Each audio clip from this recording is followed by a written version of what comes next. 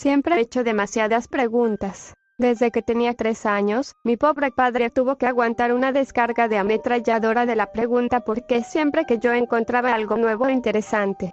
¿Por qué los patos tienen picos en vez de bocas como nuestro gato, Milo? ¿Por qué las abejas son buenas, pero los avispones son malos? ¿Por qué los niños de la escuela hacen pipí parados y por qué las niñas no pueden hacerlo? Cuando las preguntas eran demasiadas, él me gritaba. Si eso no funcionaba, me mandaba a la casa de mi tía para que me quedara ahí por unos días, mientras se recuperaba de mi parloteo persistente. Conforme crecía, aprendí que recuperarse significaba beber intensamente y llorarle una Biblia. Esa combinación era su único consuelo desde que mi madre murió 3 meses después de mi nacimiento. Las preguntas acerca de ella estaban completamente fuera de límites, y aprendí eso temprana y duramente. Si llegaba a mencionarla de paso, el rostro de mi papá se oscurecía al igual que un cumulonimbo tomado directamente del Viejo Testamento, y se sacaba su cinturón. Solo tomó un puñado de azotes con ese cuero agrietado y punzante antes de que aprendiera nunca a mencionarla acerca de él. Cómo debió haberle dolido que luciera exactamente igual que ella. Pero mi curiosidad era una parte de mí, de la misma manera en la que lo es ahora, y no pudo ser asesinada con ninguna paliza. La religión tuvo una relevancia predilecta en nuestras vidas, y vivimos en una de las ciudades más pequeñas al borde del cinturón bíblico en Estados Unidos, y mi afición por los interrogatorios infinitos me metía en problemas rápidamente. Fui etiquetada como antagónica y pasé muchas horas de clase sentada en una esquina, a solas. La decepción de mi papá acerca de esto era palpable. Lo único que él quería era una niña buena y obediente, como esas que reciben menciones superficiales en la Biblia. En este sentido, era muy desemejante a mi madre católica, quien había sido tímida y modesta, y eso parecía herirlo más que cualquier otra cosa. Traté de ser como él la recordaba, pero las preguntas ardían en mis senos como un fuego pequeño, causándome dolor hasta que daba luz a mis cuestionamientos. Quería saber por qué Dios había permitido que la serpiente engañara a Eva y causara tal conflicto, cuando Dios era omnisapiente y omnipresente. Mientras más aprendía y mientras más leía, más preguntas servían en mi interior. Recuerdo cuán peligrosas se sentían, como una caldera de lava al rojo vivo, esperando a reventar desde mi boca cual detonación ígnea de blasfemia. Y de entre todos los misterios, los que involucraban a las mujeres de la Biblia, me consumían más que la mayoría. Previo al exilio del Edén, antes del pecado original, Eva tenía periodos menstruales. ¿Cómo hubiera sido el parto si nunca hubiera comido del árbol? Si Adán hubiese sido engañado por la serpiente en vez de Eva, los hombres habrían cargado con el dolor del parto. ¿Habrían sido las mujeres quienes se estarían esforzando en los campos hasta que volvamos al polvo? Cada vez que trataba de alzar estas preguntas, era derribada de inmediato. Lo que pasó, me enseñó la profesora de la escuela dominical protestante, con su mirada severa y acerada. Y no es el lugar de las mujeres el argumentar contra las palabras de Dios o de los hombres. Y eso fue todo. No podía impedir que las preguntas consumieran mis pensamientos, pero estaba aprendiendo a detener mi lengua. Si las circunstancias hubieran sido diferentes, si hubiera crecido en otra parte, puede que simplemente me hubiera hecho atea. Mis preguntas no respondidas y las frustraciones crecientes me habrían alejado de la iglesia en vez de empujarme con más seriedad dentro de la religión. Había decidido, desde que era pequeña, que la razón por la cual el conocimiento se me prohibía era por mi sexo, que solo los hombres estaban al tanto del conocimiento verdadero de las obras de Dios. En efecto, esto fue confirmado por todo lo que veía a mi alrededor.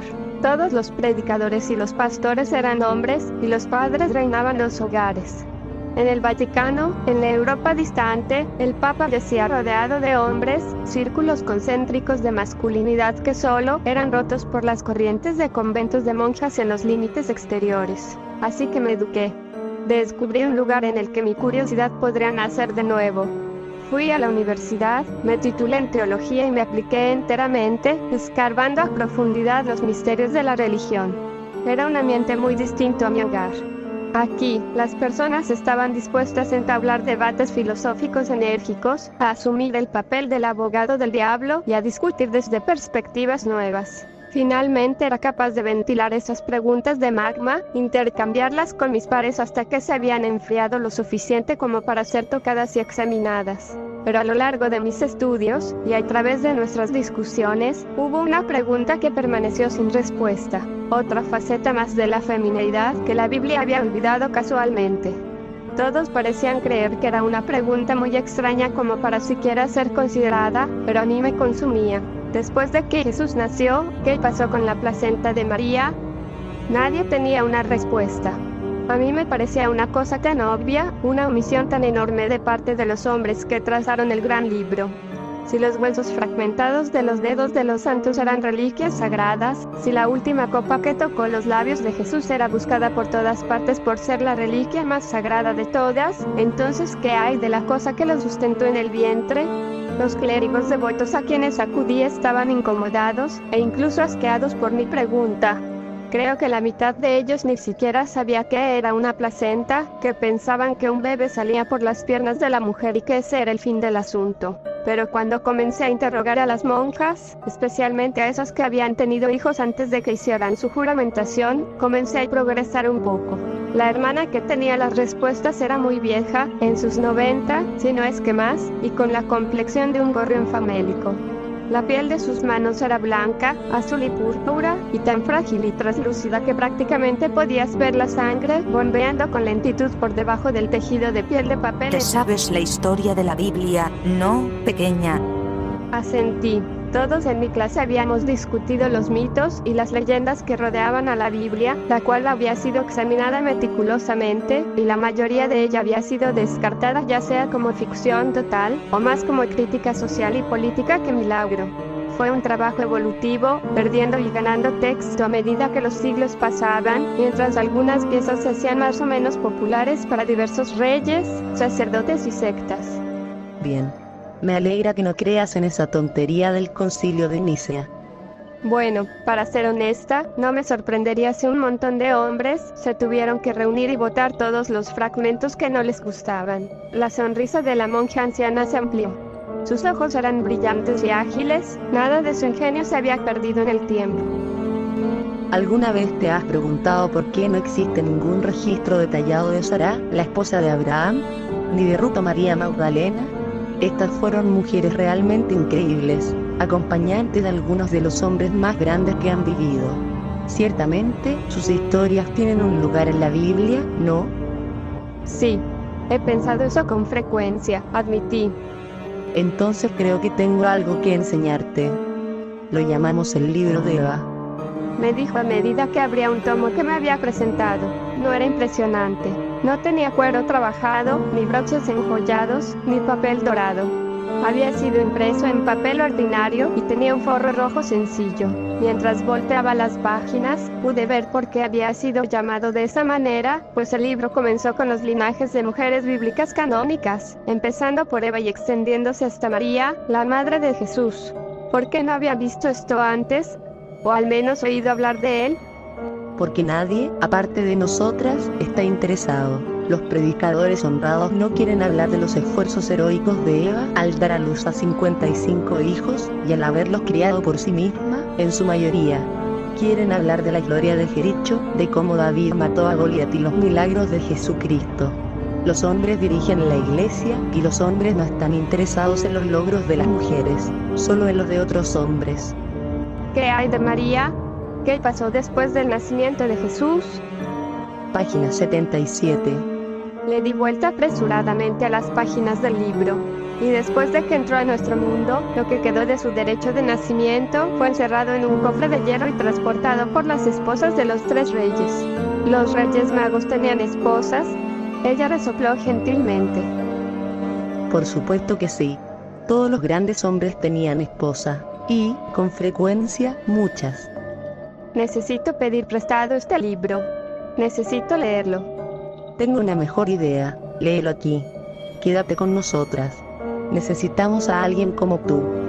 Me quedé con las monjas por varias semanas mientras estudiaba y leía el libro. Me hacían trabajar duro durante el día, lavando ropa de forma anticuada, con tablas de lavado y lejía, hasta que mis manos estaban rojas y desgastadas, igual de callosas que las de un campesino.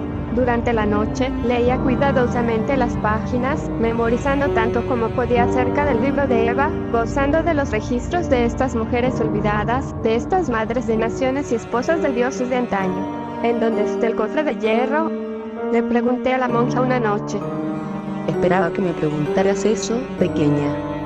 Conduciéndome hacia su estudio, sacó una llave de su bolsillo y luego abrió el cajón de un escritorio, sacando cuidadosamente una pila de fotografías Polaroid. Al entregármelas, se sentó e hizo una torre con sus dedos ásperos, observándome. Todas las fotografías mostraban el mismo objeto, cada una desde un ángulo distinto.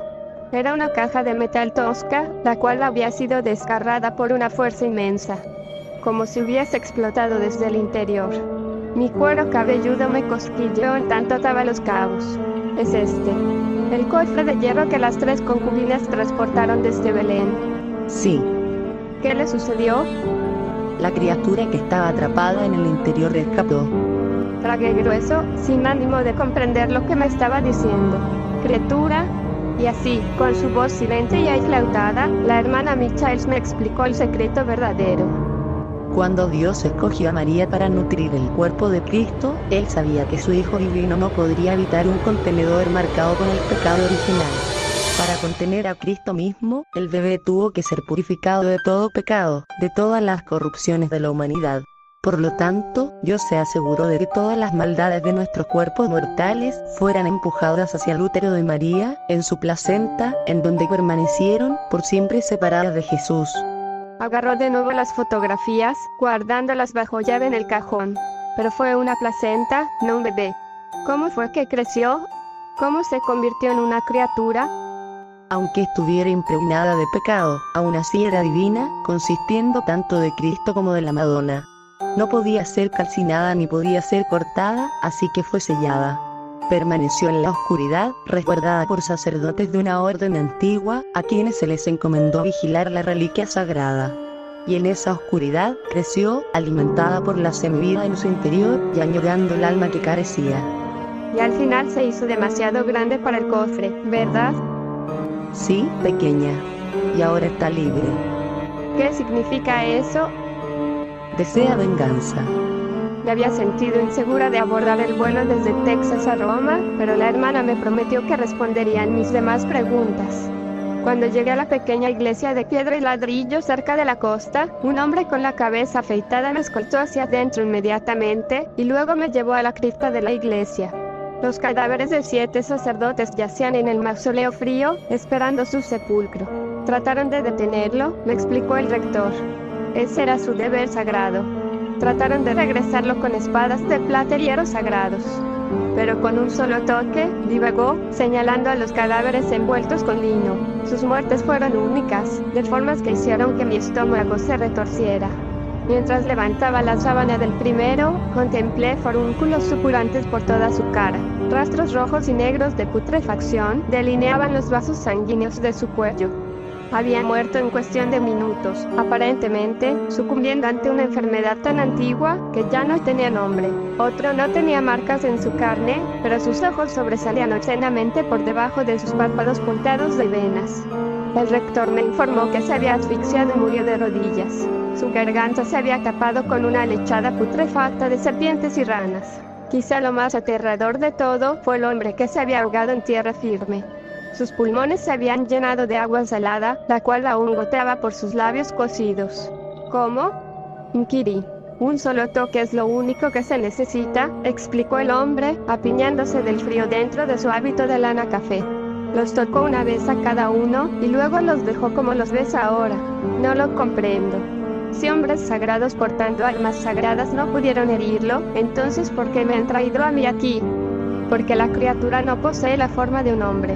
No lo entiendo. La criatura es una mujer. Reflexioné acerca de eso por un momento. ¿Y crees que otra mujer puede ser capaz de detenerla?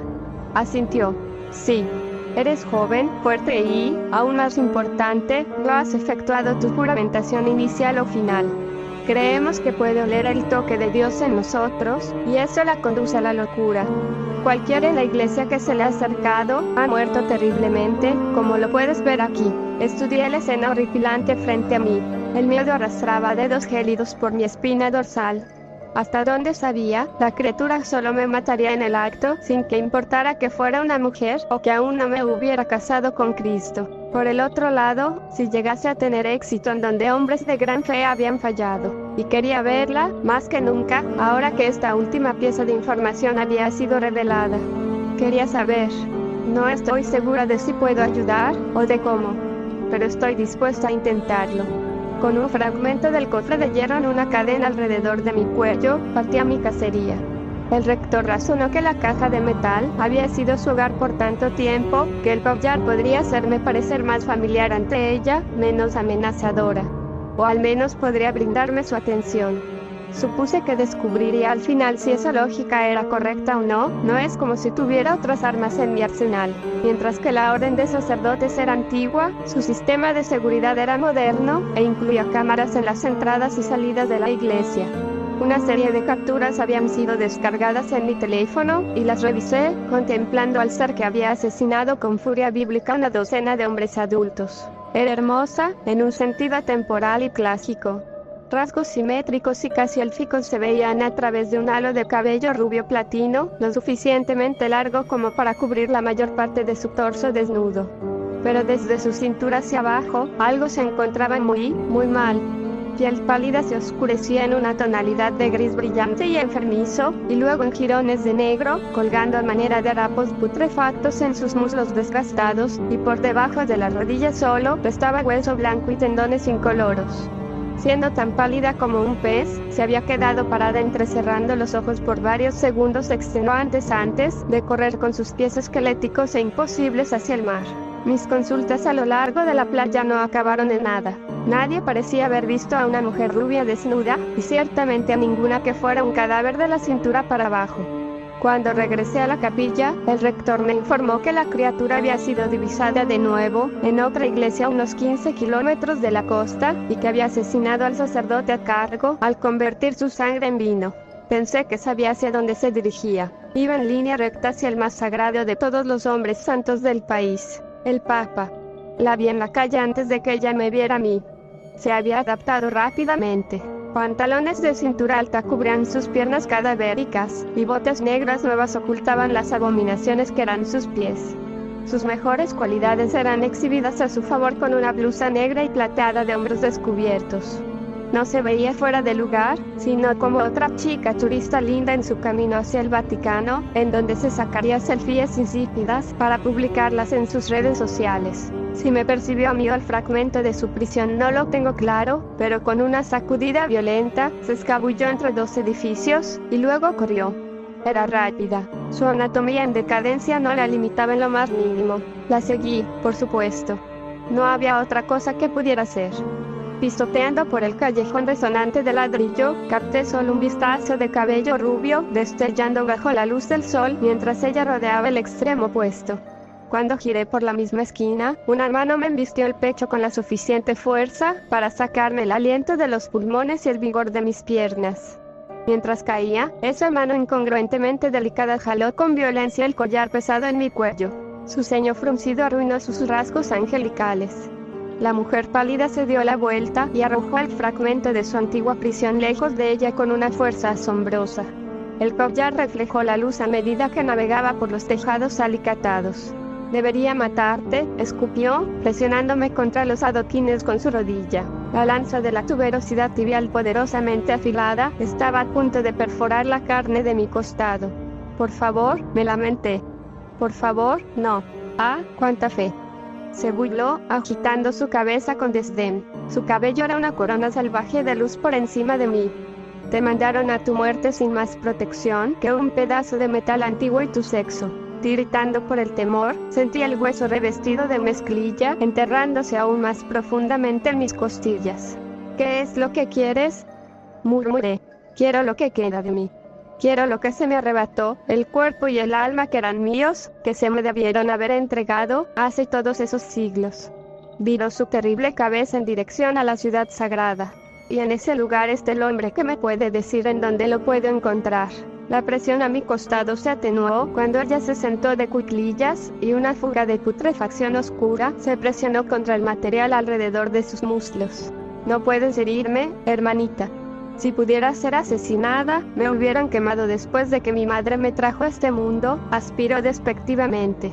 El hierro no me puede contener, la plata sagrada no me puede cortar. Mi final solo puede llegar cuando me reúna con mi carne original, con tu preciado Cristo. Pero no puedes, solté abruptamente, no puedes reunirte con Él. ¿Por qué no? Sus ojos ardieron como una llama detrás de un vitral. ¿Crees que no tengo el poder? Negué con la cabeza. Estoy segura de que lo tienes, pero no me refiero a eso. No puedes unirte con Cristo, porque está muerto. Fue asesinado hace más de 2000 años. Estás mintiendo. No es así. Puedes encontrar su velo en la Catedral de San Juan Bautista. Puedes leer sobre su muerte en cualquier Biblia. ¿Cómo? Preguntó. Sus rasgos pálidos eran más blancos que un alma nueva. ¿Cómo murió? Así que me senté en ese callejón asqueroso, detrás de un bloque de almacenes que apestaban a pescado, y le conté la historia de la crucifixión. Cuando había finalizado, no dijo nada. ¿Me vas a matar? Ella negó con la cabeza. No, no te voy a matar. ¿Qué vas a hacer? Creo, empezó, viendo por encima de los tejados al sol resplandeciendo desde las nubes, que encontraré a los descendientes de quienes lo mataron. Y luego extinguiré sus vidas, y tomaré sus almas para llenar el agujero doliente en mi interior. Me sentí enferma, mareada y helada por el pánico. Pero eso equivale a miles de personas, millones, incluso. Ella me sonrió. Sus colmillos se asemejaban a los de los felinos, demasiado perfectos. Su mirada era beatífica. Pues, es un agujero muy grande. Está ahí afuera, cazándote. No le importa que no tengas control sobre tu ascendencia, que tu linaje no sea más que un capricho del destino, el mero accidente de quien engendró a quien. Nos lo causamos nosotros mismos cuando matamos a nuestro Salvador. Pero lo peor de todo es que no creo que estarás saciada. Con un agujero del tamaño de Dios dentro de ti, ¿cómo es posible que llegues a estar satisfecho? Y no puedo dejar de pensar en la ironía nefasta de esto. Toda la vida humana ingresó al mundo por medio de Eva, y ahora toda la vida humana será expelida del mundo por otra mujer. Solo